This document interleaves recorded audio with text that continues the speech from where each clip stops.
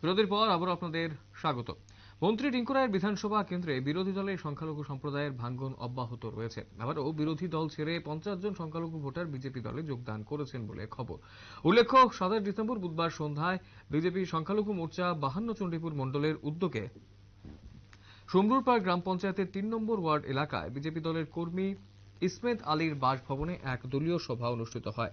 দলীয় সভায় উপস্থিত ছিলেন সংখ্যালঘু মোর্চার 52 চণ্ডীপুর মণ্ডলের সভাপতি জমির আলী, বিজেপি ত্রিপুরা রাজ্য কমিটির সদস্য বিমল কর, ত্রিপুরা ওয়াকফ বোর্ডের চেয়ারম্যান তথা প্রাক্তন বিধায়ক মবস্বর আলী, তপশিলি জাতি 52 চণ্ডীপুর মণ্ডলের সভাপতি দুলাল কৃষ্ণ দাস, বুথ সভাপতি ইরেশ লাল সরকার, শম্ভুরপাড় গ্রাম পঞ্চায়েতের প্রধান দিলীপ দাস সহ আরো অনেকে। দলীয় সভায় স্বাগত বক্তব্য রাখেন সংখ্যালঘু মোর্চার মণ্ডল সভাপতি জমির আলী। দলীয় সভায় উপস্থিত দলীয় কর্মী সমর্থকদের সামনে বক্তব্য রাখতে গিয়ে বিজেপি প্রদেশ কমিটির সদস্য বিমল কর বিজেপি দলের ইতিহাস তুলে ধরে এবং সিপিআইএম দলের তীব্র সমালোচনা করেছেন।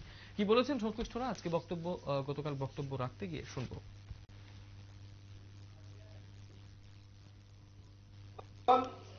আমি কেন বিজেপি করি আর তার কিছু উদাহরণ আপনাদের সামনে তুলে ধরছি। বন্ধুগণ,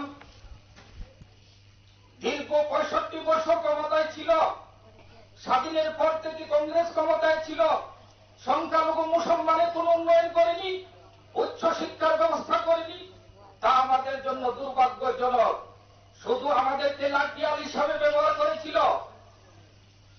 বন্ধুগণ, তা আমাদের জন্য দুর্ভাগ্যজনক। 2014 সালে নরেন্দ্র মোদী সরকার কেন্দ্রে আসার পর মুসলমানের জন্য অনেক কাজ করেছেন, অনেক প্রকল্প হাতে নিয়েছেন। আমি দুই একটি কথা বলে আমার আলোচনা শেষ করব। 65 বছরে কংগ্রেস ক্ষমতায় ছিল, মুসলমানের উচ্চ শিক্ষার জন্য একটি বিশ্ববিদ্যালয় ছিল, যার নাম আপনারা শুনেছেন, আলিগড় বিশ্ববিদ্যালয়। আর কোন বিশ্ববিদ্যালয় স্থাপন করেনি 65 বছরের ভিতরে।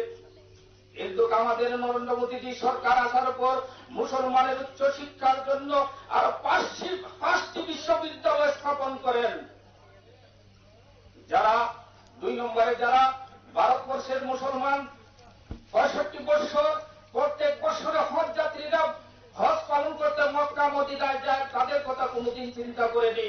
কিন্তু আমাদের নরেন্দ্র মোদী সরকার আসার পর যারা হজ পালন করতে মুসলমানরা বিদেশে যান, তাদের কথা চিন্তা করে মুসলমানের থাকা খাওয়ার জন্য 2500 কোটি দিয়ে 70,000 কামরা ঘর বানায়।